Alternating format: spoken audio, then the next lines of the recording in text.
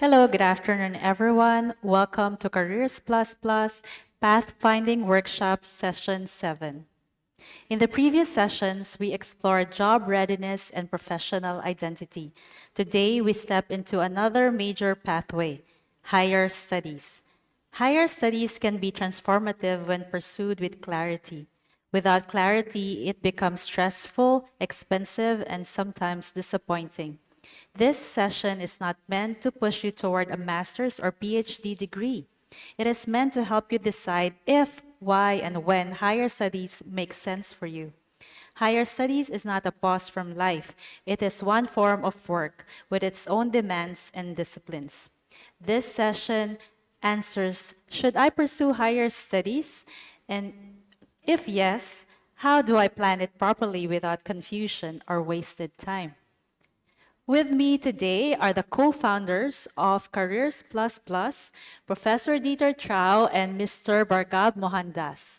Now, Mr. Bargab will take us to the topic for today, higher studies pathway, admissions, SOPs, and scholarships. Mr. Bargab, the floor is yours. Thank you.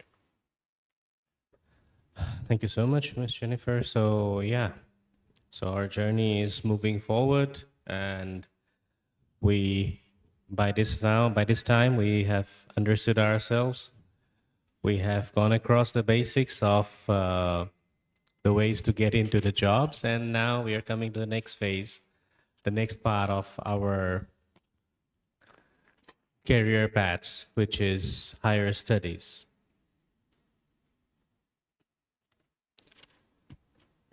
So the very first thing that one should ask self, if not anyone else, that why people choose higher studies. So there can be several reasons, right? So I believe all of us can find some familiarity. The reasons can be a desire to achieve specialization on certain topic. The desire can also be to go out of the self-comfort zone and to a foreign territory for using the higher studies as a reason and get global exposure. The reason can be very simply a high research interest in something. A lot of time, higher studies are also sort of career transition when someone already spending some time on a regular job or some business want to have some transition, so they think that higher study might be a way to carry on the transition phase. A lot of time it can also be a social or family pressure, because a lot of time higher studies are seen as a way to know ourselves. Higher the degree we have, better we are, as per that perception.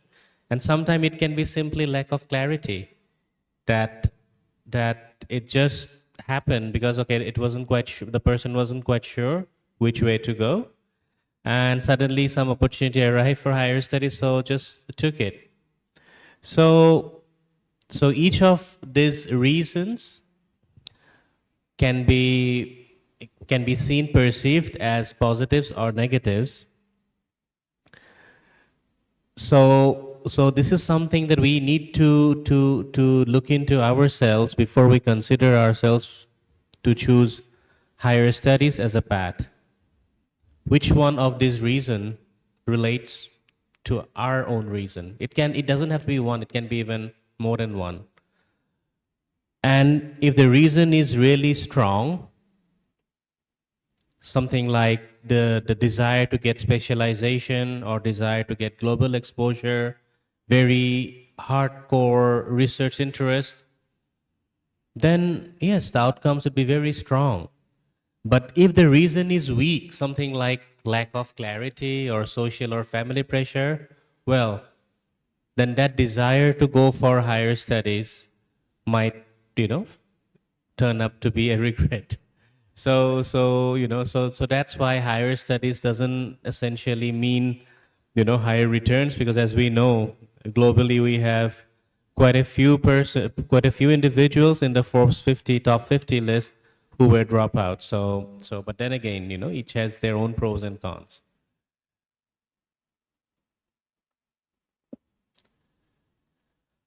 Then when we talk about higher studies, okay, what all we are talking about, right? So they're definitely for the ones who are in their graduate studies, for them, even a specialization at master's level in their specialized field, whether it's a field from science or arts or engineering, that can be a higher study. For anyone who wants to have specialization in management, as we call Masters of Business Administration or MBA, that can be a higher study. For someone who already has acquired masters, so for them, of course, the PhD in form of, can be a form of higher study.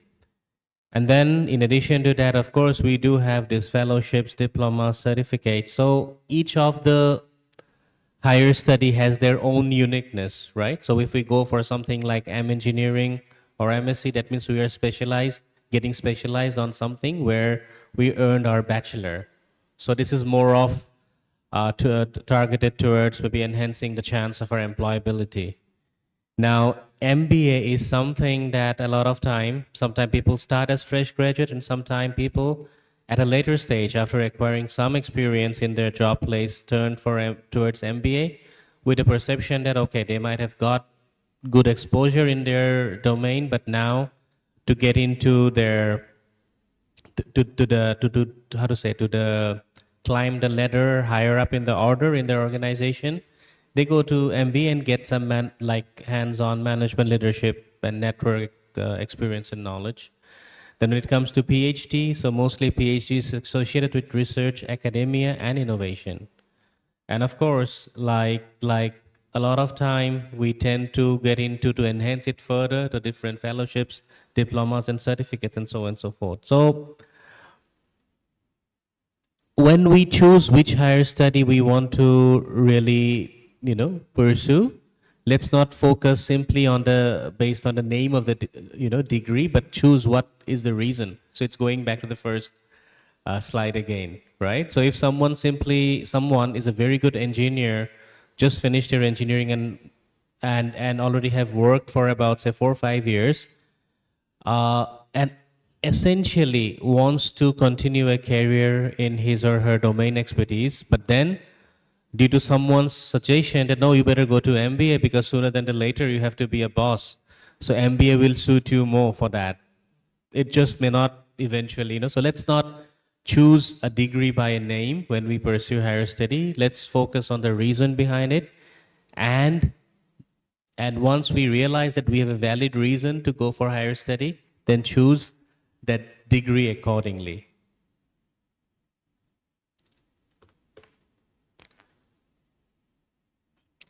So as we have been doing in each of our sessions, some quick check, some filters that we need to apply on ourselves just to make sure that that we are going the right track.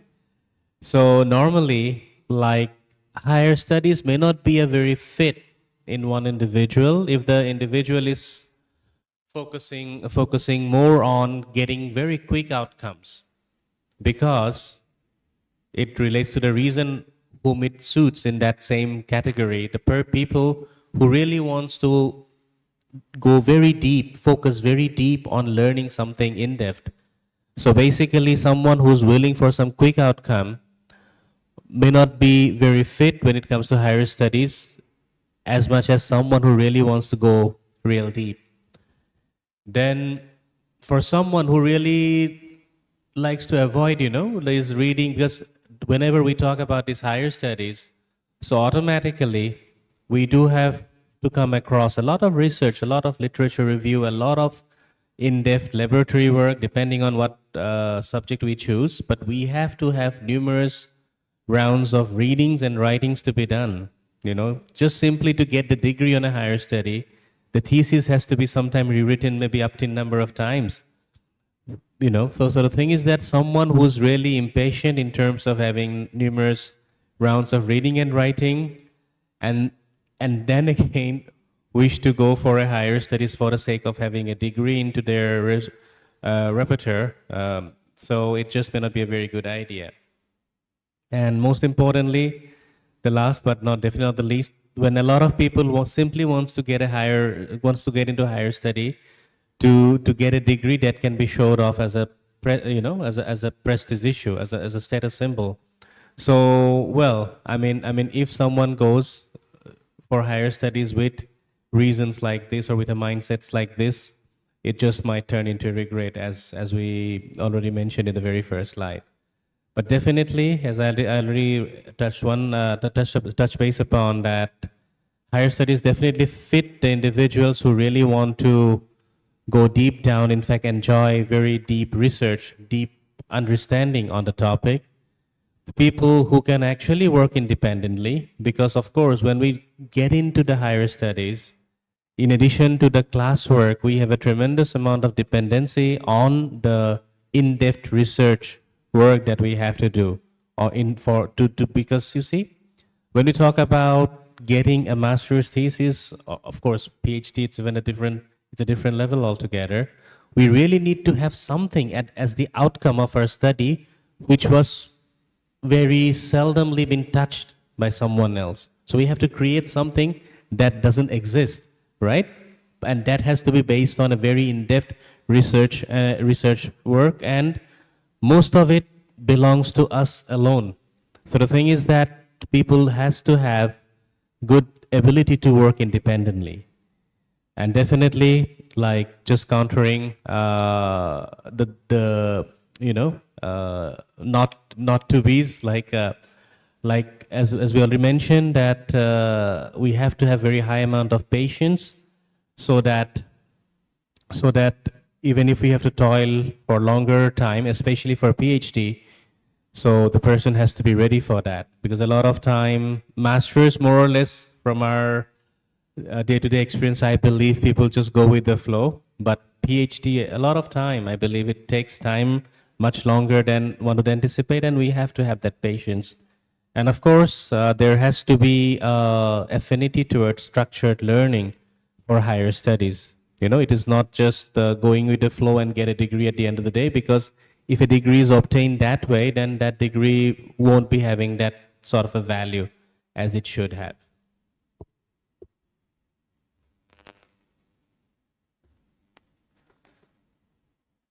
Now the timing, right? Because a lot of time,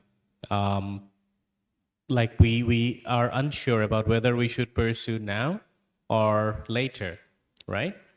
So here again, the same layers of self-inquiries come.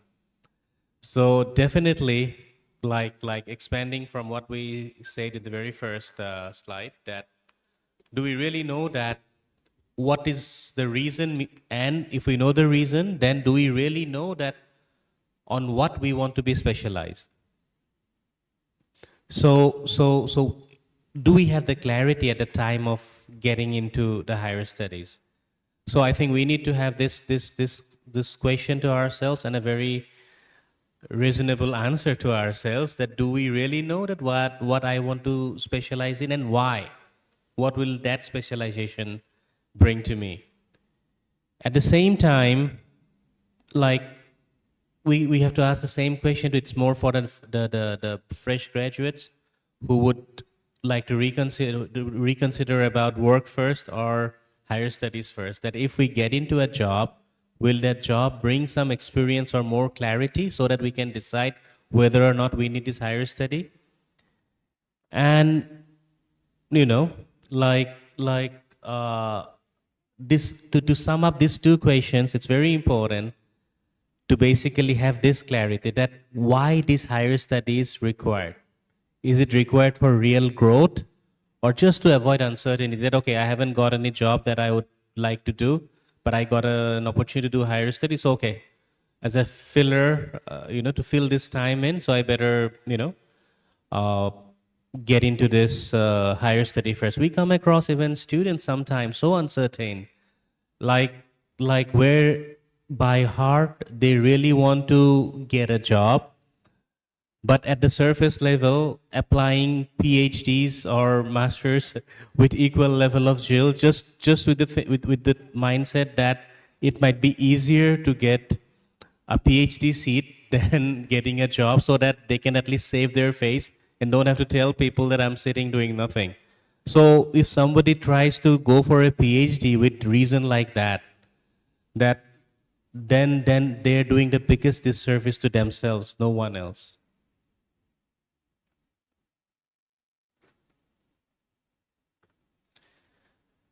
So, well, now assuming that we have done all this internal due diligence and decided, okay, we are going ahead and we will go ahead for a higher study. We know exactly what specialization we would like to target. But then again, so that gives just that solves the one part of the problem, that we have clarity on what to do, but how to do now, right? So how admissions really work.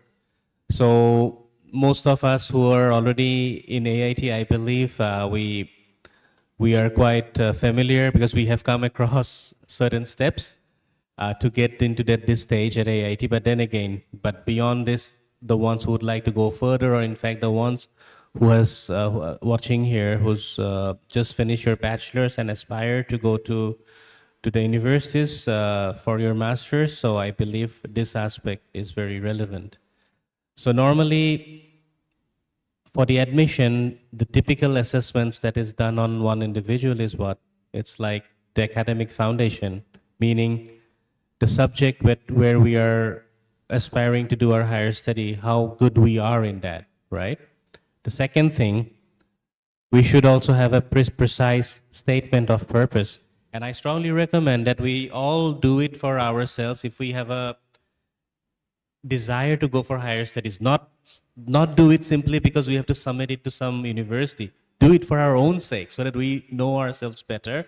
And then whenever we approach a university and come across certain process of selection, we are very clear. So that's why the first thing to be judged is the academic foundation on the subject where we want to get specialized. Second thing, to have a very clear, precise statement of purpose. So we had this word SOP in at the title of the slide. So in case it created a wrong misperception of standard operating procedure, it's not. This SOP is actually statement of purpose, because we have to, once we judge our own academic foundation, I believe we can then come up with a very strong statement of purpose, that why we really want to do it, and then have to judge and then articulate that on that particular thing, do we have relevant experience or some projects or even some publications during our existing study time, right? Because the thing is that while we do this, then we actually can judge ourselves that if we are making the right choice, okay? Then automatically, like research alignment, very important for a PhD on that particular subject, that where we are going for, which direction our research should be aligned for that particular subject. Then comes the recommendations, right? So obviously, whenever we apply for such this thing, we have to put recommendations to strengthen our application. So that's why, and it's always good to seek recommendations from some of the established individuals in this segment, so that also gives us a sort of self-assessment before we get into the proper application for admissions, right? And then if we tick all these boxes correctly, then we can assume ourselves to be fit for the program, if we have very precise, clear answer or actions in all these precincts, stages. So that's why, I mean, admissions is always about a perfect match, not the perfection itself. The matching has to be perfect. So just to elaborate a little bit more on the statement of purpose. So just not to misunderstand, this statement of purpose is not a biography or not even a CV that we discussed during our preceding sessions on job alertness. So it is not, definitely it's not a biography. Definitely it's not a motivational speech on, telling some hypothetical reason of why we want to do this research. And definitely, it's not a list of achievements. No. It is basically a narrative of direction, meaning explaining that what fascinates us to get into a higher study on this particular subject and how we intend to go about it. And when we talk about, then we have to put some evidence of seriousness over there. Okay, if we have some tangible proofs, like, okay, we have already published this many papers in this segment, contributed to some book chapter or anything of that sort, is good. If not, at least what do we perceive that if we get a chance, what we intend to achieve out there. And then a link between past, present, and future. So that also is very important, that for that particular subject, if we can show that how it was in the past, how is it in the present, and through our own contribution to its research during the higher study, how would like to contribute towards the future. So basically, if this much we can present in a matter of maybe 2 A4 size pages, that would be a perfect SOP, statement of purpose, when we approach for a higher studies. So basically, this SOP, a precise SOP, can definitely explain this. Why this? Why now? Why here? And why this person was applying for, right? So that's why, as I said, let's prepare this SOP for ourselves first. And all the thing that we are talking about preparing, we prepare for ourselves first, so that when we actually get into an admission drive, the process gets much easier.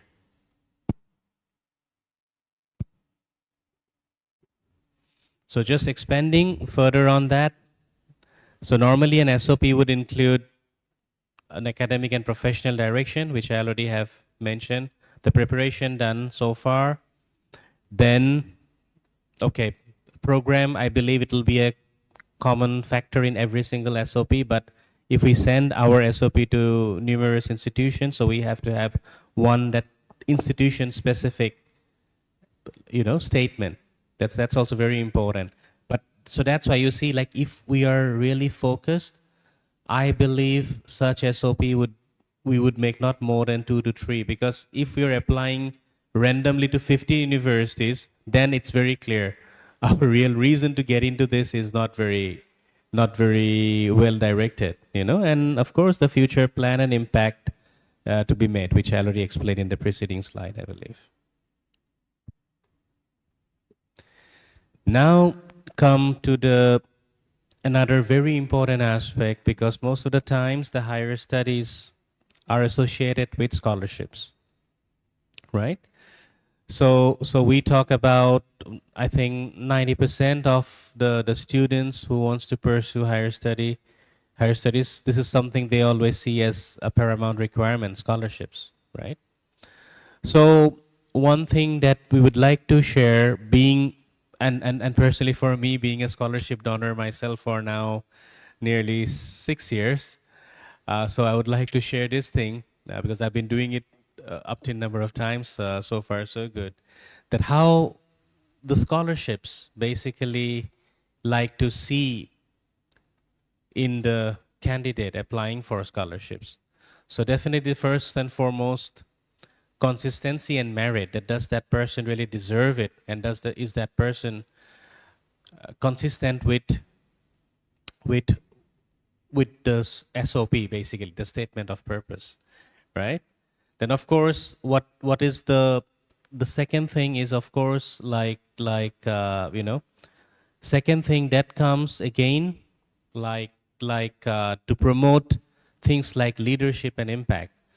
So if we see that the scholarship really promotes in creating leadership in the sector that will have a positive impact, then definitely it is seen as a very favorable aspect.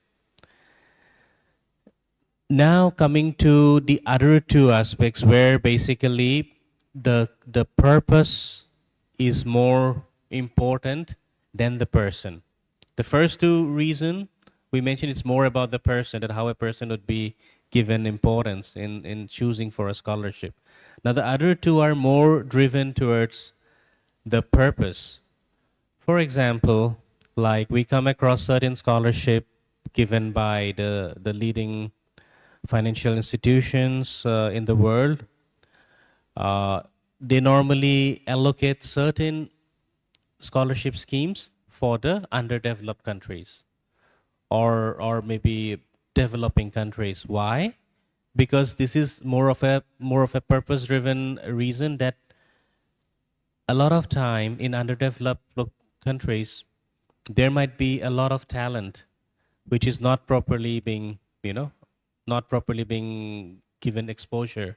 So that's why sometime to certain communities, or sometimes some strata of society are given importance for such like provision of scholarships. I personally actually worked with one such a scheme with AIT sometimes back. Unfortunately, the person that was chosen for that particular case could not avail it, because due to certain geopolitical issues, she could not make it to avail it here in AIT.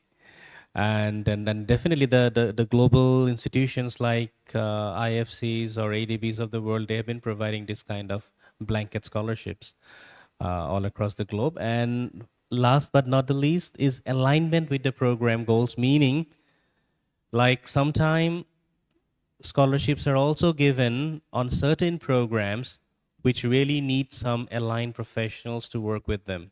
So in that case, like the program clearly knows what it, so again it's a purpose driven, it's not the person driven. So the purpose, the program has a purpose, and it believes that okay, if they get a PhD scholar to come and join the team and work for that program, so it serves that person with a scholarship support at PhD degree and perhaps a career going forward with the program. And for the program, it also gets a very high quality product. So that's why, just to give you the sense, like first two items driven more towards the individual, the other two items driven more towards the purpose. So that's why scholarships are actually more of like a investment in a direction, in the directions, not some investment in some desperation that someone really wants to do PhD at any cost, and that person seems to be, having very good persona, so let them get some scholarship. It doesn't happen that way. So that's why when the purpose meets the right person, then scholarships are usually, not that much of a big deal. So these are like generic timeline. We just thought of put it in to make it absolutely conclusive, like a sort of recommended time frame when people really want to proceed for like getting into a desired solution in terms of getting higher studies. So normally, like the program research itself, by the time someone finishes, because we are talking about a minimum educational level of bachelor's here, right? So automatically, by the time someone reaches that level of maturity, I believe in 2 to 6 weeks time, they should be able to sort of fine tune and get to know that, okay, what exactly is the topic where they would like to go for their higher studies, and then at least 4 to 6 iterations of SOP drafting, right? So that they can have the statement of purpose. As soon as the statement of purpose is clear, then ideally it should take 2 to 4 weeks in terms of coordinating for a letter of recommendation with someone who's already an established name in that sector, right? So obviously, like if sometime we intend to get into some test or something to get into an university, well, it might needs months of preparation. So that's why it's very essential to actually make up our mind at which particular institution we really want to go well ahead of time. So that's why if the applications are planned at least 3 to 6 months, ahead of the real date, it definitely can make the system much smoother. So that's why it calls early planning actually reduces the anxiety significantly. And no one better than myself can tell this to all of us, because my journey when I came to AIT, so I flew in to the campus on 14th of August of that particular year, and just 9 days before that, I was in a different city in a different country pursuing something else for my life. So basically, I took a decision in 48 hours, and then applied for my visa and landed up in AIT. So obviously that was not a very pleasant experience to have. But of course, once I arrived AIT, and AIT sort of like embraced me with open arms, and after that things have been different. But obviously, for someone to have a proper integration, a proper early planning, and so on and so forth is very important. Of course, common mistakes to avoid, which I believe many of us actually have done or experienced in our lives, like making applications without clarity. Because if we make applications without clarity, and suppose we get a chance and we don't live up to the expectation of the university, we might lose the opportunity forever. So that's very essential that we make sure that when we apply, we have absolute clarity, or at least some level of clarity, if not absolute. Then simply choosing the universities by virtue of their ranking, because a lot of time it might put us, put us not in the right place. So obviously, we need to understand ourselves first, our strengths first, and in accordance to that, map the universities where we want to go. Of course, we already have touched base quite significantly on the SOPs, statement of purpose. So avoid writing generic SOPs, because it happens with many people who are ready to change their expertise depending, area of specialization for their higher studies, depending on availability of seat in an university. So that's why sometimes they go ahead and write very generic SOPs, assuming that this will fit us to join in at least 3, 4 different programs, which may or may not serve the purpose, but in a longer run, that kind of higher studies might even turn out to be regret.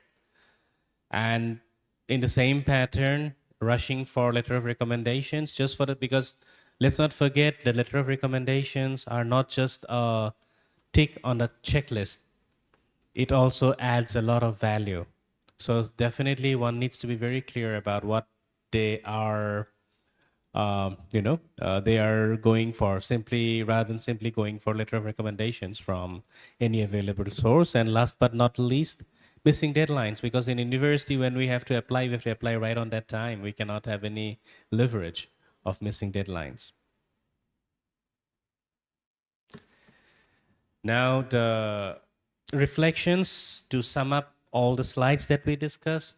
So first reflection, so why am I drawn to higher studies? Then automatically this question I think we put everywhere in all the aspects, that what are our fears or self-doubts, right? And like, what is the eventual outcome from this higher study? Are we sure about it? And like, one step that I plan to take for higher studies during this month. See, this might sound a bit tricky, because someone might be thinking that, oh, I'm still in my second semester of master's. Why should I worry? I would rather think about it just before the graduation. But someone who's really willing to have a higher study from their heart, it should be very clear in their mind now.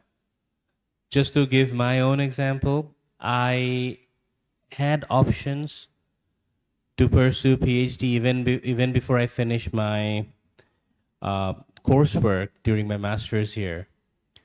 Of course, not here, but somewhere else in the United States. But at that point in time, actually, I had a few questions to myself, and that actually made me to decide that maybe I should take a pause and not get overexcited of getting into an US university even before I finish my coursework here. So and I still today, until today, I still thank myself for that decision. So that's why I think if we really have in our minds that we really want to go for higher study, it doesn't matter whether we are in the final 2 months of our final semester, or we are still 1 year away. Because if we really have deep insight that we really have to grow in that direction, we should know well ahead in time. Otherwise, we are still not quite clear. So that's why let's have these reflections and how basically Careers Plus can guide us. So we already have touched the base upon. So just put it in to put it in record. So automatically, we can definitely help in terms of clearing the uncertainty about the direction, because we already have started the process, right? Most of us has come across our career like natural alignment checks, then our strength tests. So automatically, based on that, we have some level of clarity about each of us, which direction we want to go, right? So automatically, based on that, Careers Plus can definitely discuss further on how to go about it, right? So to make sure that there is no rushed conclusions. Then automatically to Careers Plus, the another thing that we definitely would be very happy to guide all of us through is that to assure the options. If the decision is made that okay, we really want to go, and what are the options? All right. Then going forward, like if there is any problem in difficulty articulating the purpose, like making SOPs or making approach for proper recommendation letters, things like that, definitely Careers Plus Plus will always guide you through. Funding and scholarships, definitely be very happy to assist on that, like in terms of identifying the suitable sources for scholarships, helping how to approach that, and in fact, maybe if it really makes sense, maybe some of our supporting in-house entities might be willing to support some individuals who might be having a real serious reason to pursue higher studies. And last but not the least, in terms of if there is any ambiguity or fear of making wrong decision, so definitely Careers Plus Plus is always standing by to assist and support in getting the decisions judged, whether they're right or wrong, you know. So like our stock keeping units that we are in the process of developing, so we do have 4 of them relevant to today's session. So they're the academic pathway planner, scholarship, grant application kit, then a full say, like of course with the full session video recording that has always been there, and last but not the least, the 12-month career action plan, which is going to be out as one of the stock keeping unit of Careers Plus Plus. So this concludes the session for today. So let's have our exchange of discussions. But before that, I would like Professor Dieter to share some lights from his side on this. Yeah, Professor Dieter, over to you. Yeah, thank you, Bagab. So, maybe I can give some more insights into this, but from the special perspective of the faculty, because at NUS for 16 years I worked as a faculty. I looked at applications of students, and I had my own PhD students, and the same I did here at AIT, so that's for master students, but more, I would say, particular for PhD students, what your supervisor will expect from you. In particular for PhD, you would need to demonstrate, independent research. So driven by yourself. For myself, so my PhD students, they must become better than me in the knowledge and in the ideas what they have in their special field of their PhD study. So if they have done this, I think both the PhD student and myself, I think we have succeeded.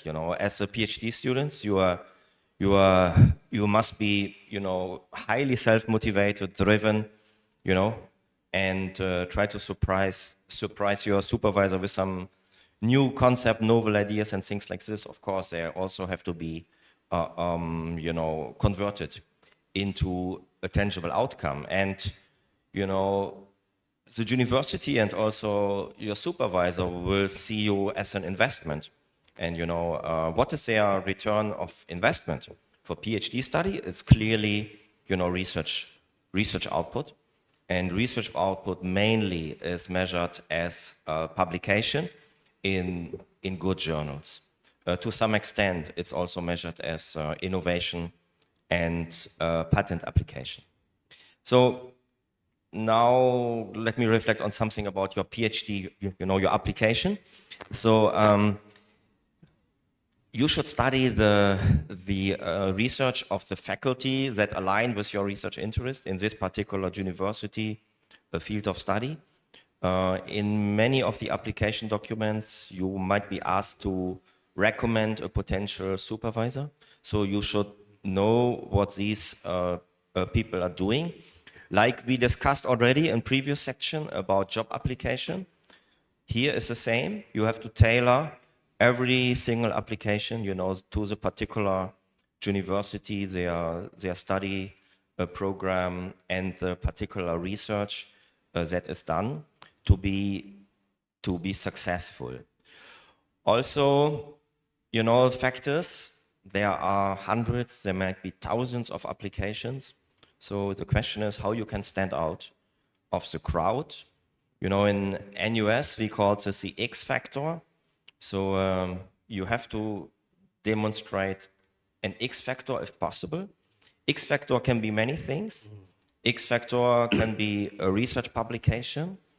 It can be demonstrated leadership in some maybe organizations, or you organized something that has benefited the public or something like this. It can be a job experience. It can be many, many things, but it must be something that demonstrate your ability. It's somehow connected, hopefully, to the field, or in general, demonstrate your leadership. Then it doesn't really matter if that is in the field of study or not. So also something many students don't really do, and maybe they are not aware or they do not consider. They just apply and hope for the best and hope this university has a scholarship for them. But you can be also self-initiating this, self-drive this. So there are many, many organizations in the world, governments, and other organizations, private organizations, they offer scholarships. And you can try to apply for such scholarship yourself.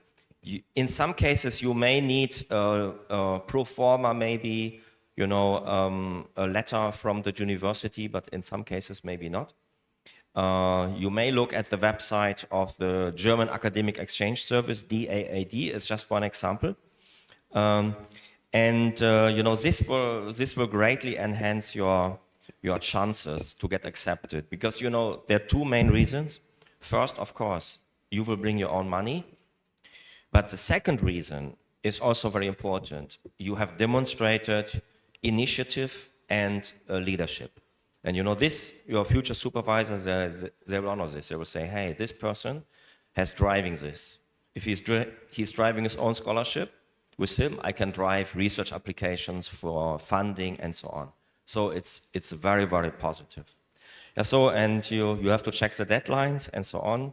And so this is just some reflections from the perspective, of myself to accept, students into the university for other fields and into my own research group.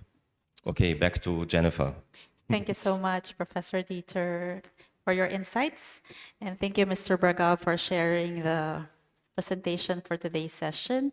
So I hope everyone has a clarity on whether you should pursue higher studies, master's or PhD degree. Now the floor is open for Q&A.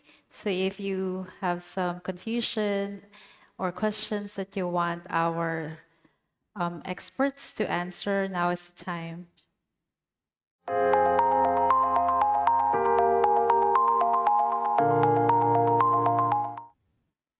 Yeah, I have a question. Can you hear me? Yes, Nasif, go ahead, please. You can ask your I question. have a question to Mr. Bhargav. What type of scholarship do you provide to AIT? Is it in any particular courses or programs, or is it in general? The one we used to provide is for the School of, now I'm not sure what is the name. Before it was School of Engineering and Technology. Now, Faculty of Technology. Specifically, it was for the water engineering management field of study. So it was actually it was more of a personal thing that I did for the students in the memory of my father. That so it was so he was from that particular specialization, so that's why it was initiated. So it was, I think, one scholarship was for pursuing masters, and of course there had been some awards for best thesis and so on and so forth. So yeah, it was for that. It still exists. So it was a particular scholarship. It's not in other programs. It was, I Only think, that engineering, water engineering. we actually, it was meant for water engineering, but I believe different I think different field of study also got it, like transportation. Then even I remember, I think someone even got it from, because I think later on we made it quite generalized. But the thesis award was for water engineering and management. So in fact, our honorary program director, Mr. Tungish, is a recipient of that award. That's how I got to know him. So he was one of the recipients of such BIS thesis award. Yeah. Yeah, I have a question. Yep, Hemant. Yeah. Just a brief one because in my case, I did my master's after working for some time. Yep. So then I felt like I mean, initially when I finished my bachelor's, I thought enough of studies and now I should do some work. So I did work and then suddenly I get bored with work. So what do you suggest? Do you suggest it is better to the higher studies which once or just finish everything your degree as in one stretch and then start working? Or what is it? If someone wants to pursue a higher studies. I would ask you back, Hemant, because okay, I mean, yeah, I think it depends on the perspective, right? So like I said, for Because me, yeah, sorry, yeah. no, yeah, I Because mean, I personally felt that I mean it would be better if I just worked and then moved for studies because then it becomes clear whether I should study or not. yeah, because Or, you came to Thailand to work first, right? So you worked yeah, for a correct. couple Yeah, of years, and then in parallel, you applied for masters at the AIT, right? master. You got scholarship, or you Yes. joined in, right? Yeah, partial scholarship. Yes. So I think this one we can leave it up to the individual to decide, right? Mm-hmm. Because for me personally, I just came in just like that, because 9 days prior to coming landing up at AIT, I didn't know that I'm coming to AIT. So that is, I think it all depends on the priorities that we do have, right?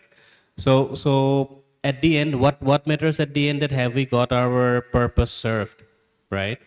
So I don't see any particular pattern. I think it depends upon the individual, because if the individual has absolutely clear reason that why he or she really wants to have this masters, so they should go ahead and do it.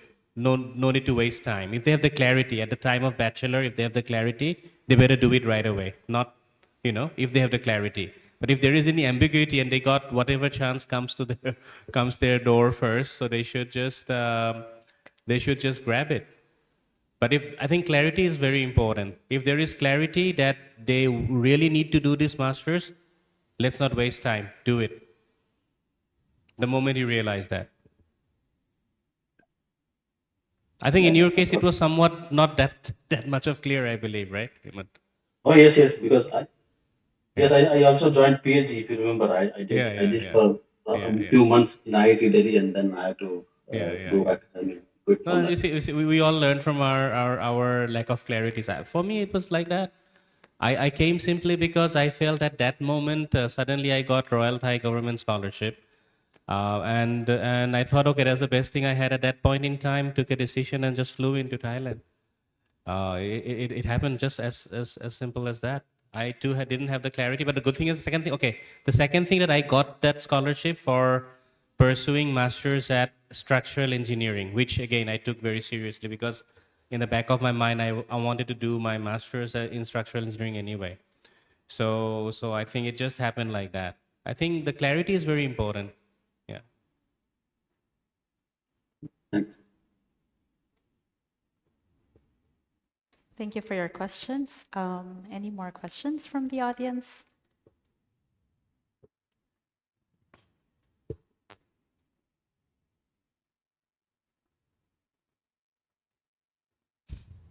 While Right. waiting for the question, maybe I can ask a question. So, personally, I wanted to take PhD, but what if I'm unsure about research? How can you advise me on this? Professor Dieter, Mr. Pragab, any one of you can answer. Yeah, yeah. As I mentioned, if you choose a PhD, you're supposed to become an independent researcher.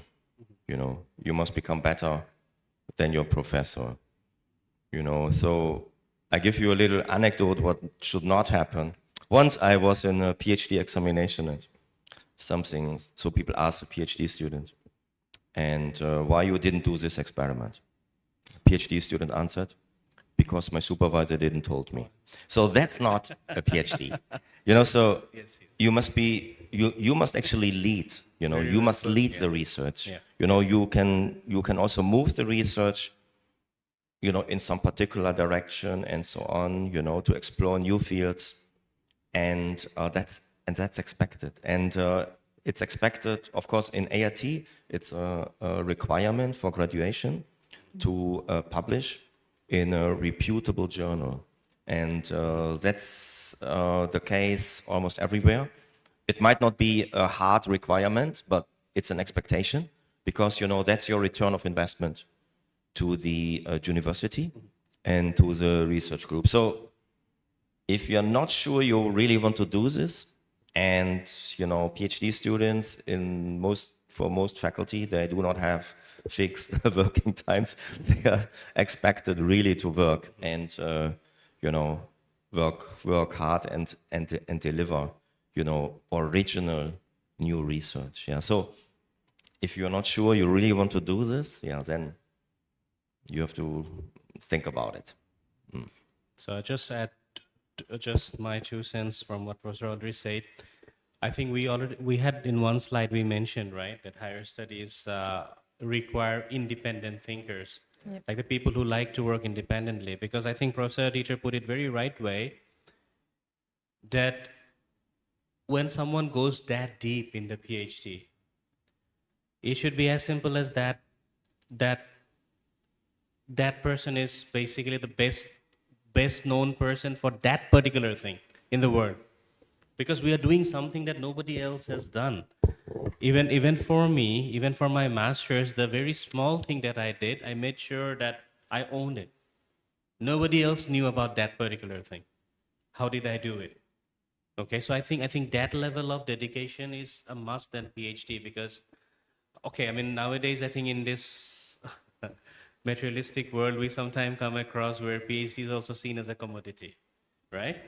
So the thing is that we are not commenting on what is right or wrong, right? But Careers Plus, what we want to promote honesty, right? This is one of our main things. So if you really want to go to that deep, I think the first thing, like, let's get the reason why PhD, why, right?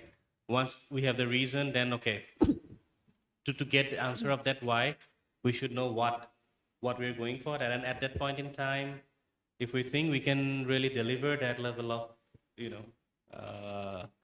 supreme ownership, I think let's go ahead. Otherwise, wait until it comes. Thank you, Professor Dieter. Thank you, Mr. Pragab. Another question for you. With the advancements of AI these days, how relevant is pursuing master's and PhD? While we can opt for professional certificate online. So what is your take on this? Yeah, so this depends on your career path you want to take. you know, if you want to take a career path in academia, then there is no other way than pursuing a PhD. You know, so in other fields, yeah, you may not need it. And you spend your time better on knowledge alone. But, you know, PhD is generation of new knowledge. You know, some answers you get from AI or so is existing knowledge, mainly. So you will generate the new knowledge. Yeah, but the thing is that you're talking more about this accelerated way of using AI to get accelerated results, right? I think that's fine. I mean, as long as it's you know, ethically and morally. See, the thing is that there can be two ways, right? Of late, just to share both sides of it, if you're doing an indigenous research for your PhD, definitely, why would you not take help from AI? It'll accelerate your research, right? But of course, at the end of that, like if the outcome is your own, you own it, that's fine. But if we just generate something very nice looking through AI, present that as an indigenous thesis and get the degree, well, I mean, we just need to ask ourselves that is it ethically right or wrong? We just need to ask ourselves, and if we think it's right, well, go ahead. Good luck, right? Because we come across off late like it's very funny. It's very, very funny. It just says that nowadays, you see, AI is such a beautiful thing. It's a great thing. I'm a big fan of AI personally. And I use it very constructively in my own work. But when people, like nowadays, in every single thing, we try to commercialize it. We try to monetize everything, right? So I just came across some very fancy advertisements. Of late, it comes, you know, even while we play some game in our phone, it comes as a filler. That basically it tries to create a threat perception. In today's time, if you don't know AI, you will lose your job. And how you justify that you know AI, you get a certificate. Pay us $20 and you get the certificate in 28 hours or 24 hours. Now, see, it is legally it's legally correct, right? They're doing everything under this thing. Ethically or morally, is it correct or wrong? It depends on how we see it. Because for some people, anything that can be proven right by legal is ethical and morally right. That means they have sold their soul, right? So the thing is that is one thing that it's our own call. We cannot, it's our own call that if we use AI to accelerate the process in our thesis, very good, perfect, let's do it. But if we create something very beautiful through AI, a 500-page thesis, we can do it through AI nowadays, right? We can just take somebody else's thesis, scan it, put it in AI, and just say maybe change this, that, make it look universally this thing, and then submit that as a thesis and get PhD in 2 years. Well, legally may be correct, but morally, ethically, we leave it up to the one who wants to do it, right? And that, most importantly, the advisor who would permit that. Because sometimes we also come across maybe advisors like this, that, okay, if you can get me 20 papers during your PhD tenure, fine, so that my name is to be the first author, huh? Things like that. So, it all depends on that aspect.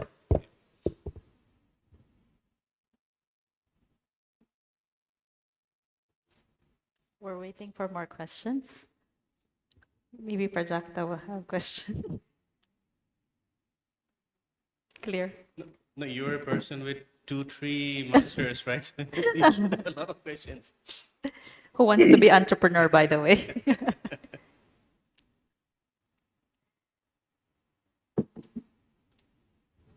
Today, Modupe is quiet. Normally, Yeah. we always have very nice questions from her. You don't have anything, Modupe, today? Not today. So higher studies not your maybe area of interest, right? Exactly. Because she's already pursuing it. Yeah. Exactly. Your both strength and I think natural alignment both goes towards a different direction, not to higher studies. All right, okay. So the PhD pathway can be also a pathway to entrepreneurship. So several of my students, they actually did exactly like this. Mm-hmm. They did their PhD with me, and we started the initial research. We did the proof of concept, also particularly proof of scalability and so on. and we built the prototype already, things like this, initial market feedback and so on. And then they started the company. So we started the company together, you know. So because I mentioned to you, you want to do academia, then it's really a must. But it can be a pathway into entrepreneurship. Yeah. Definitely. So there are two ways there as well, yeah. Pursuing PhD can be entrepreneurship and academia.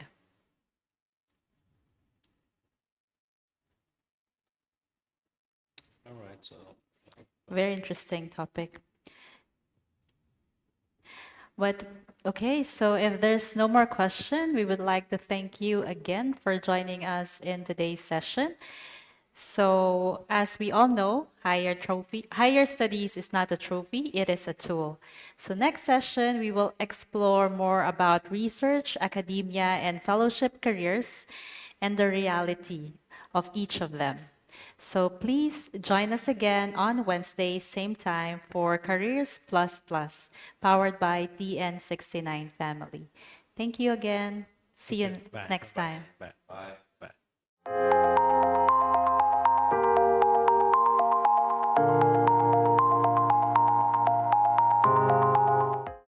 If you found this helpful, please hit like, share it with your circle, and subscribe to Careers Plus for more content that supports your career journey.